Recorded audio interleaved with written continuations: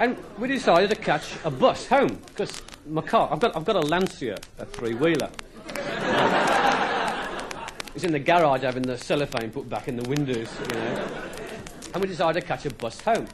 And I caught a number 1, which, like, if you live in Birmingham, you know, it's a bit of a standing joke. If you don't, it's because it's like the school bus.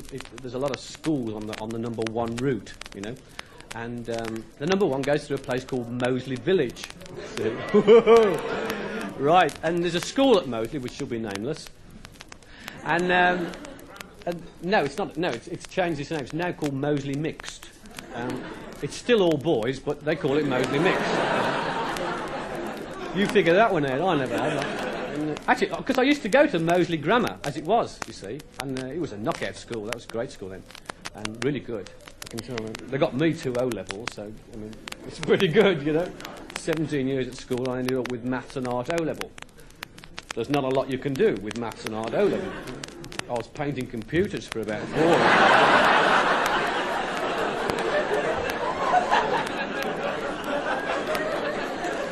and, school out time in Birmingham is at about 4 o'clock, you see. And we got into Moseley Village about 4:30, and apparently the first 3 buses had got through. So, and we're standing on the top deck of the one they're going to stop. You know, there's like about 600 of them in the middle of Wake Green Road. I said, they're not getting on here, are they, George? And the bus was rocking all the... They are. They ripped the door off. 600 on the top. The conductor was terrified. Oh, dear, terrible. And opening all the windows, gobbing on everybody.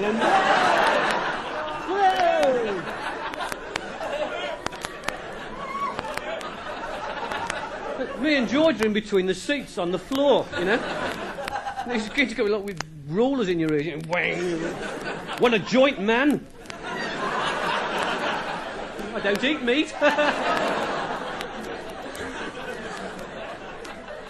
And I'm reading a copy of the Times, you see, with a Beano in.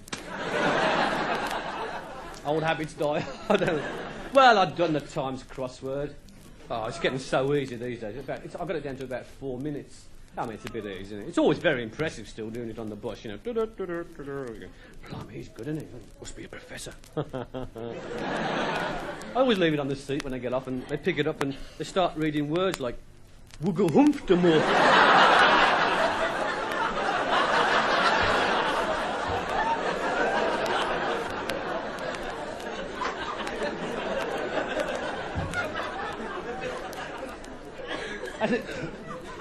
Meanwhile, George is laughing his socks off because he'd been scrabbling around the floor and had found this on the floor, and he handed it to me, and I started reading it, and I fell about. And to this day, it still is the funniest thing I've ever read. And it doesn't always go down, actually, with audiences. You need a certain sense of humour for this. Bent. And what I'd like to read to you tonight, if I may, are some genuine extracts from motor claim forms which are received by a large insurance office in London. And basically what happens, if you drive around in your cars and bikes and buses and things, you have accidents, right? And when you have an accident, the insurance company sends you a claim form, which you have to fill in. And it's got all those silly questions like, what's your name? They've sent you the damn form, wasn't it? And where'd you live? What car were you driving? And how fast were you going at the time of the accident? What a really stupid question, because everybody puts down 28 miles per hour. You know? And on the back is a big empty space, and it says, give, in your own words, a description of how the accident occurred. And this is where you get your chance to write your version of the accident down. These are honestly and genuinely what people wrote and sent into this insurance office in London. And they're all true, honestly. I hope you like them, and I'll read a few to you now. The first one.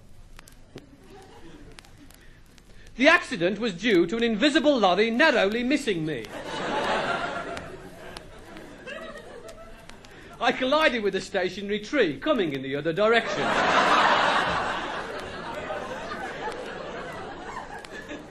To avoid collision, I ran into the other car.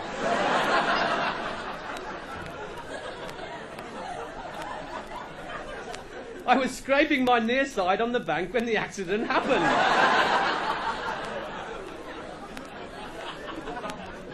The other man altered his mind and I had to run over him.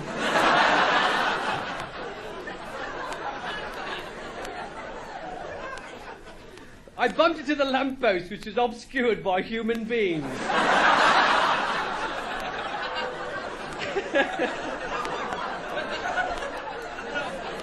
A bull was standing there and a fly must have tickled him because he gored my car. The accident was caused by me waving to the man I hit last week.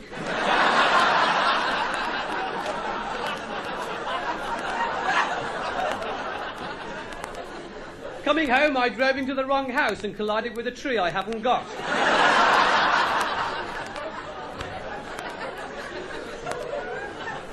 I blew my horn and it would not work because it was stolen. I thought the side window was down, but it was up, and I found out when I put my bloody head through it. And this is the best one I knocked over a man. He admitted it was his fault, that he'd been knocked down before.